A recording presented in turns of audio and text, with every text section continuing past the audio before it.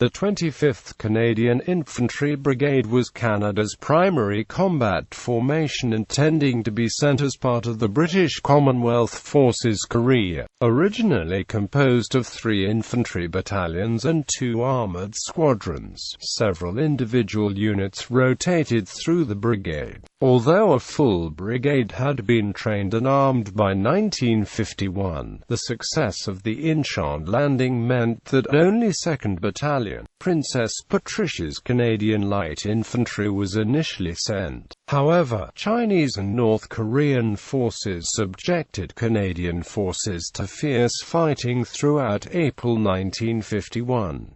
2nd Battalion, Princess Patricia's Canadian Light Infantry earned a Presidential Unit Citation for their actions during the Battle of Cap-Yong while serving with the 27th Commonwealth Brigade. It had detached from the 25th Brigade in order to leave for Korea in advance of the formation, and would later rejoin its Canadian Brigade group formation when North Korea invaded the southern neighbor on 25 June 1950. The UN Security Council authorized member nations to furnish such assistance to the Republic of Korea as may be necessary to repel the armed attack and to restore international peace and security in the area. Although the United States sent immediate military aid to South Korea, Canada did not initially prepare to send ground forces to the country. On 7 August 1950, Canada's government authorized the creation of the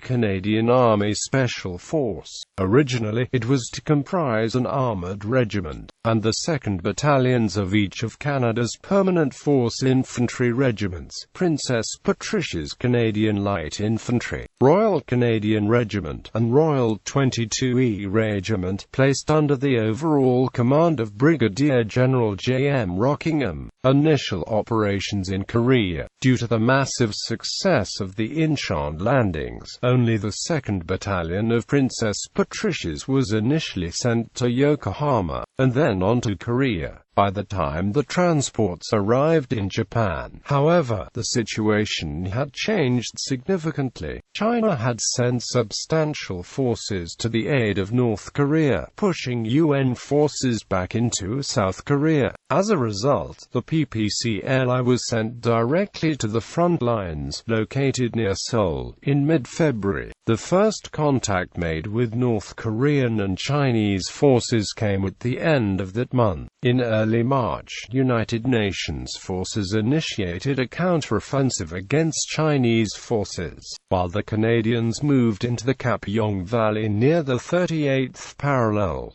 Battle of Cap-Yong. In April 1951, the Chinese People's Liberation Army launched a series of massive offensives across the Korean front, with the intention of recapturing Seoul. American and South Korean forces quickly began to retreat, with Canadian and Australian forces holding Cap-Yong Valley, preventing Chinese forces from overwhelming the UN in Korea. Order of battle: 25th Canadian Infantry Brigade, Brigade HQ, 2nd Battalion, the Royal Canadian Regiment.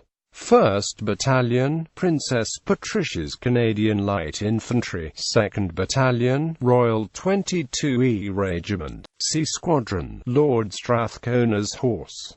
2nd Regiment, Royal Canadian Horse Artillery. 57th Independent Field Squadron, Royal Canadian Engineers. 25th Canadian Infantry Brigade Signal Troop, No. 25 Canadian Infantry Brigade Ordnance Company, No. 25 Canadian Field Ambulance, No. 54 Canadian Transport Company and No. 38 Canadian Mobile Ambulance Company. Note: the 2nd Battalion, Princess Patricia's Canadian Light Infantry was deployed in 1950. The brigade was deployed to Korea, deployed in 1951, made up of the units listed here. Units were rotated as the war progressed. The Korean War Veterans Associate maintains a complete list of Canadian units both before and after the armistice.